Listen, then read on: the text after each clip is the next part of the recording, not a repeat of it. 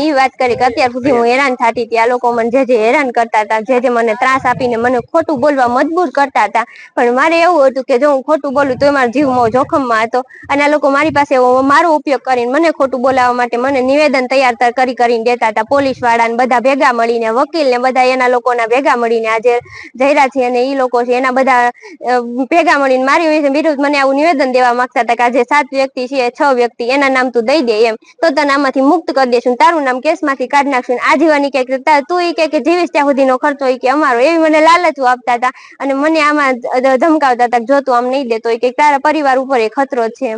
તો મેં કીધું કે વાંધો નહીં, તો હું આ નિવેદન દઈ દઈશ એમ હું તૈયાર, ત્યારે મેં ના પાડેલી હતી કે હું નિવેદન દેવા તૈયાર થઈશ એમ, પણ હું કોઈના નામ નહીં લઉં, કે હું જે સાચું છે એ નિવેદન દઈશ હું કોર્ટ સમક્ષ, ખોટું નિવેદન હું નહીં દઉં. તો એને કીધું કે નહીં, એ રીતનું નિવેદન નથી દેવાનું. પછી એને મને હાથે તૈયાર કરીને નિવેદન દીધું અને એ નિવેદન મને દેવા માટે મજબૂર કરતા હતા. જયારે મેં નિવેદન અત્યારે ન આપ્યું અને મેં જે હકીકત હતી એ કોર્ટ સમક્ષ અત્યારે રજૂ કરી દીધી છે, તો હજી મારો પરિવાર છે એની ઉપર એટલો ખતરો છે કે આ લોકોની ગાડીઓ વારંવાર ત્યાં પોગી જાય છે અને હેરાન કરે એટલી હદે કે મારા પપ્પાને આ નથી જીવવા દેવાના, નથી અમારા પરિવારને જીવવા દેવાના, એનો એટલો ત્રાસ છે અમારી ઉપર.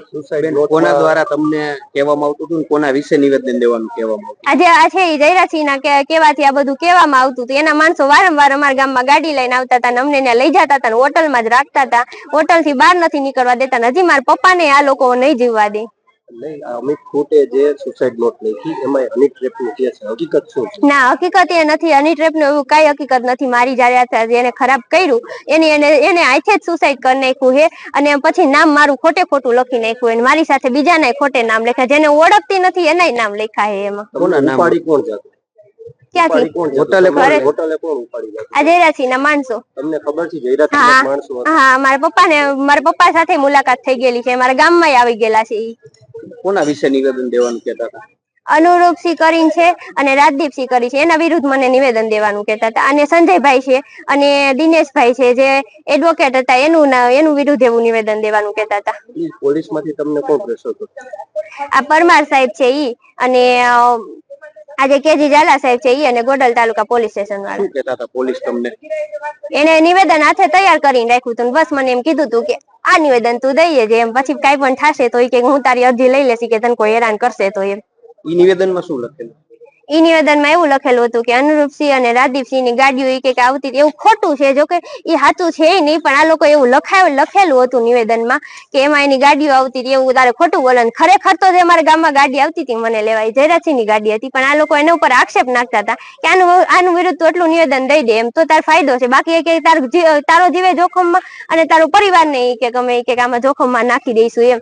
તો પછી એને 7 વ્યક્તિના નામ કીધા ને એની વિરુદ્ધ કે નામ દેવાના છે તારે, એને એમ કહેવાનું છે કે આ તારી હારે જે થયું એ ખોટું હતું, એ કે એવું તાર બોલવાનું છે, કે એવું તું સ્વીકારી લઈશ ને કે. તો મેં ત્યારે કીધું હતું કે નહીં, જે છે એ હકીકત છે, એમાં તમે ખોટું મને હું કામ બોલાવું કે તું આરોપી છો એમાંથી તને કાઢી નાખશો એમ, તો એટલું બોલી દઈશ ને. તો તમે હવે તમારી શું માંગ છે? મારી બસ ઈ જ માંગ છે કે અમારા ઘરના ને નથી કોઈ શાંતિ દેતું, નથી મારા પરિવારને કોઈ શાંતિ લેવા દેતું, મારા પપ્પાને પણ આમાં જીવ જોખમમાં છે એવું છે, તો આ લોકો એટલો ત્રાસ આપે છે, તો મારા પપ્પા આમાં કઈક કરશે તો અમે કઈ જાય શું રસ્તો કાઢશું આમાંથી. તો મારી ઈ જ માંગ છે કે આમાં અમને રક્ષણ આપવામાં આવે. મેડમ આજે તમે કોર્ટમાં આવ્યા, શું વાત છે? આજે જે સગીરા છે એમણે કોર્ટ સમક્ષ નિવેદન આપેલું છે. નિવેદનમાં એણે એવું જણાવ્યું છે કે એમને જે આ નિવેદનો જે શરૂઆતમાં જે એસપી હિમકરસિંહ સાહેબ આવીને જે તમામ ખુલાસાઓ આપતા હતા, એ હવે સગીરા એવું જણાવે છે કે તમામ નિવેદનો બળજબરી પૂર્વક લેવામાં આવ્યા છે, પોલીસે પોતાની રીતે લખાવી લીધા છે, સગીરાએ આવું કોઈ નિવેદન આપેલું નથી. એની જે કઈ પણ નિવેદનો લેવામાં આવ્યા છે ધાક ધમકીથી લેવામાં આવ્યા છે ને આ બધાની પાછળ સગીરાના કહેવા પ્રમાણે જે આરોપ છે એ બધા જયરાજસિંહ અને ગણેશભાઈ જે છે એમના ઉપર છે, અને એમના કહેવા પ્રમાણે પોલીસ ખાતામાં જયારે એમની પોલીસના જે સ્ટેશનમાં હતા ત્યારે પણ સતત ગણેશભાઈના ફોન આવતા હતા. પ્લસ આજે સગીરા છે એના ઘરે જયરાજસિંહની ગાડી એમને લેવા જતી હતી, મૂકવા જતી હતી. રિમાન્ડ હોમમાંથી જે એમના વકીલ છે ઇમરાનભાઈ ઇંગ્રોજા, એમણે પણ આ સગીરાને ધાક ધમકી એવી આપેલી હતી કે તું જયરાજસિંહ બાપુ કે એ પ્રમાણે નિવેદન આપી દે તો અમે તને આ કેસમાંથી કાઢી મૂકશું, એવી લાલચ આપી હતી, ધાક ધમકી આપી હતી, તારા પરિવારને ગામમાં નહીં રહેવા દઈએ. એ બધી ધાકધમકીઓ આપેલા હતા. ઘણા બધા જે ગંભીર આરોપ છે આ સગીરાએ લગાવેલા છે.